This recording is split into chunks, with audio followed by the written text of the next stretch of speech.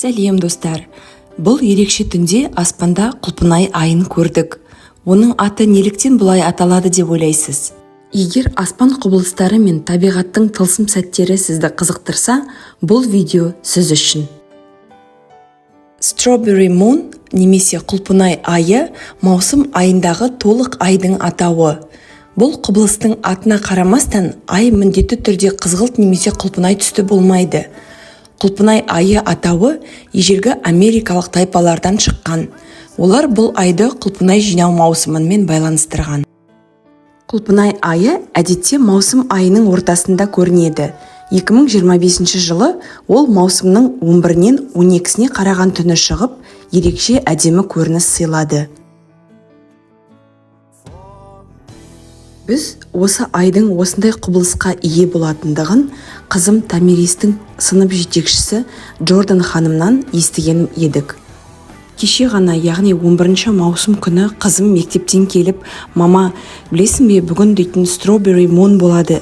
Бізге апайымыз солай айтты, бүгін түнде қарайықшы» деп айтқасын, мен түнгі сағат 3-ке сағатты қойып, сағат шырылдағанда оянып, осындай шынымен айдың басқа түске боялғандығын байқап, қызымды да оятып, барлығымыз аң-таң болып қарап тұрдық.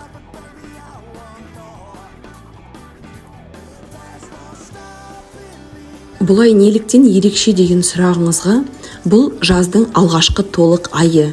Кейде ай көкжиекке жақын болғанда атмосферадағы бөлшектер оның сарғыш немесе қызғылт түсті болып көрінуіне әсер етеді. Құлпынай айы кейде супермун, супер ай болуымен де сәйкес келеді. Мұндайда да ай жерге барынша жақын тұрып, әдеттегіден ірі әрі жарық көрінеді. Әр мәдениет бұл айды түрліше атайды.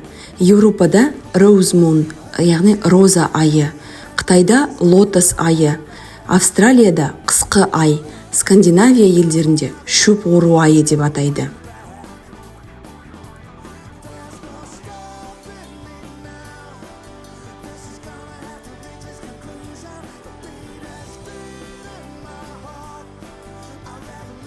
Ай бізге әрқашан ғажап сәттер сыйлайды. Келесі толық айда тағы да кездескенше.